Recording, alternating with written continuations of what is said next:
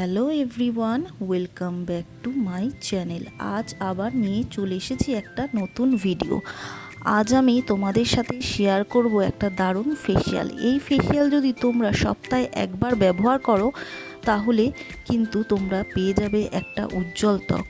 দেখো, এখন যেহেতু প্রচুর গরম, তাই আমাদের স্কিনের কিন্তু এখন আরও বেশি যত্ন নিতে হবে।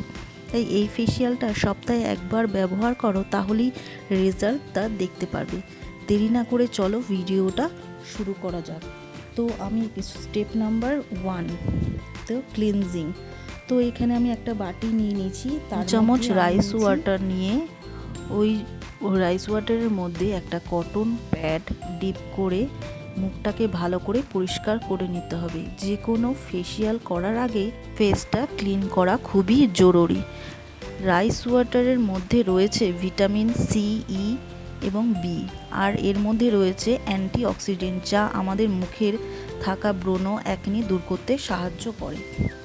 তো স্টেপ নাম্বার 2, স্ক্রাব। আমি এখানে 1 চামচ রাইস ফ্লাওয়ার আর 1 চামচ রাইস ওয়াটার নিয়ে এই দুটি উপাদানকে ভালো করে মিশিয়ে পুরো মুখে 30 সেকেন্ড স্ক্রাব করে নেব। এর ফলে পুরো মুখের যে মৃদ কোষগুলো আছে সেটা ভালোভাবে পরিষ্কার হয়ে যাবে।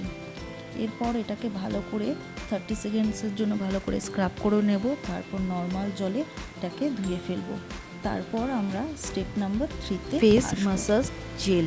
আমি এখানে 1 চামচ অ্যালোভেরা জেল আর 1 চামচ রাইস ওয়াটার নিয়ে ভালো করে মিশিয়ে 5 থেকে 7 মিনিট পুরো মুখে এটাকে ম্যাসাজ করে নেব। ততক্ষণ ম্যাসাজ করব যতক্ষণ না এই জেলটা পুরো মুখে শুকিয়ে যাচ্ছে। এইটা ম্যাসাজ করার পর দেখবে আমাদের স্কিনটা কতটা সফট হয়েছে। Step number 4, face brightening face pack. আমি এখানে 1 চামচ বেসন, 1 চামচ টক দই আর 2 চামচ রাইস ওয়াটার নিয়ে এই উপাদানগুলোকে ভালো করে মিশিয়ে নেব এবং এটা পুরো মুখে অ্যাপ্লাই করব।